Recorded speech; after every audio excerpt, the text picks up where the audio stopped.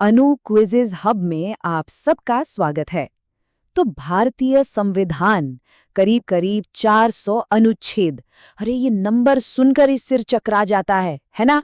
लेकिन फिक्र मत कीजिए, आज हम यहाँ रट्टा मारने के लिए नहीं है, बल्कि संविधान को स्मार्ट तरीके से समझने वाले हैं।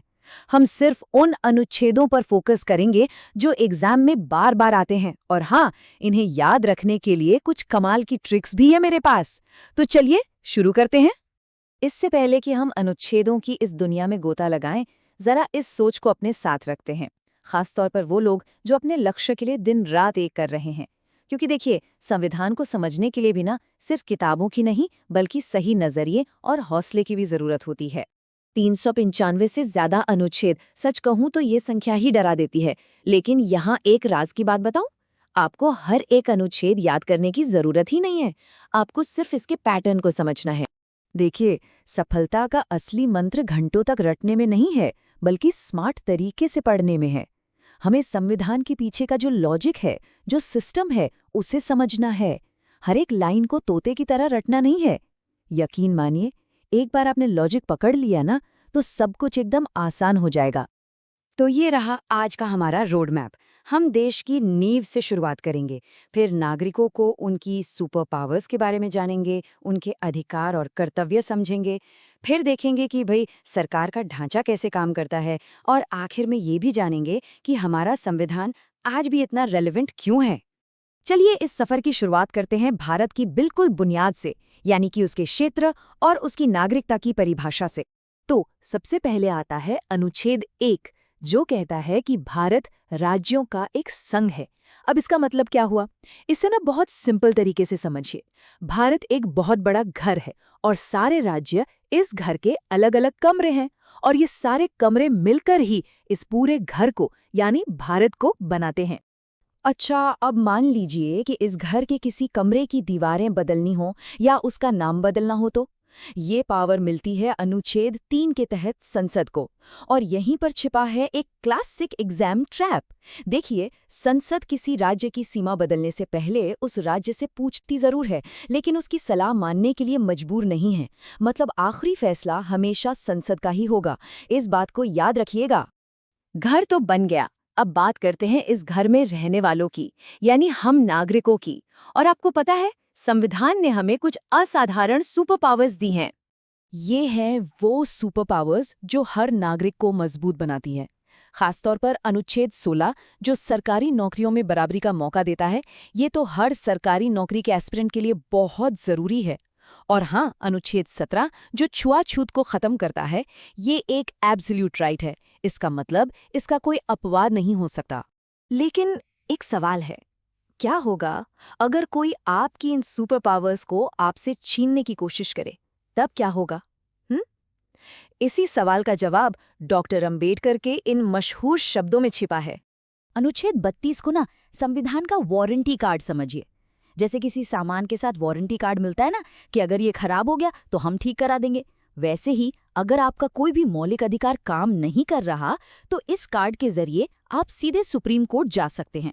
यही वो वजह है कि डॉक्टर अंबेडकर ने इसे संविधान का हृदय और आत्मा कहा था। जाहिर सी बात है, जहां अधिकार होते हैं वहां कुछ जिम्मेदारियां भी होती हैं। तो अब जरा ये देखते हैं कि सरकार के कर्तव्य क्या है, और एक नागरिक के तौर पर हमारी क्या जिम्मेदारियां हैं। इसे ऐसे समझिए, जो नीति निर्देशक तत्व यानी डीपीएसपी हैं, वो सरकार के लिए एक टू डू लिस्ट की तरह हैं। ये वो लक्ष्य हैं जिन्हें हासिल करके भारत को एक कल्याणकारी राज्य बनाना है। वहीं दूसरी तरफ जो मौलिक कर्तव्य हैं, वो हम नागरिकों के लिए नियम और शर्तें हैं, देश के प्रति हमारी एक नैतिक जिम्मेदारी। चलिए अब आते हैं सरकार के इंजन रूम में।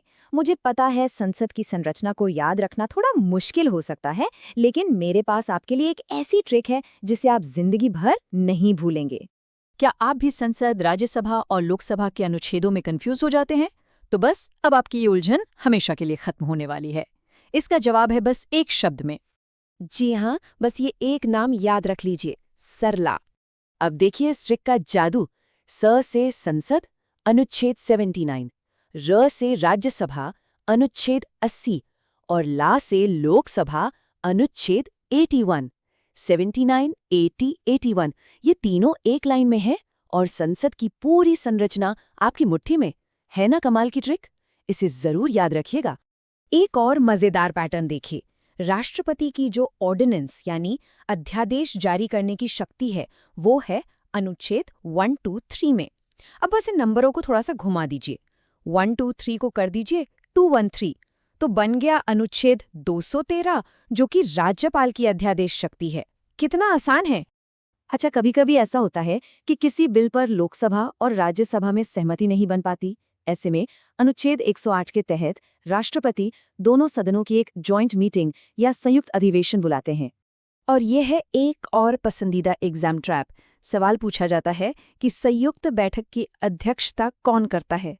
ज्यादातर लोग क्या सोचते हैं, अरे बुलाया राष्ट्रपति ने है तो अध्यक्षता भी वही करेंगे। लेकिन नहीं, बैठक बुलाते राष्ट्रपति हैं पर उसकी अध्यक्षता हमेशा हमेशा लोकसभा के स्पीकर ही करते हैं। इस पॉइंट को अच्छे से नोट कर लीजिए। और आखिर में बात करते हैं उस खासियत की जो हमारे संविधान को समय के साथ भी हमेशा नया और प्रासंगिक बनाए रखती है। अनुच्छेद 368 को हम संविधान का सॉफ्टवेयर अपडेट फीचर कह सकते हैं।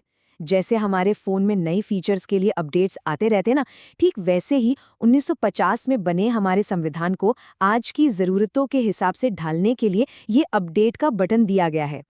और ये पूरी चर्चा हमें एक बहुत ही गहरे सवाल पर लाकर छोड़ देती है।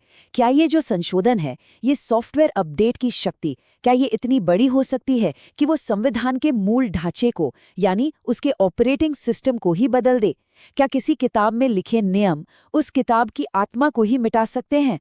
इस पर जरूर सोचिएगा।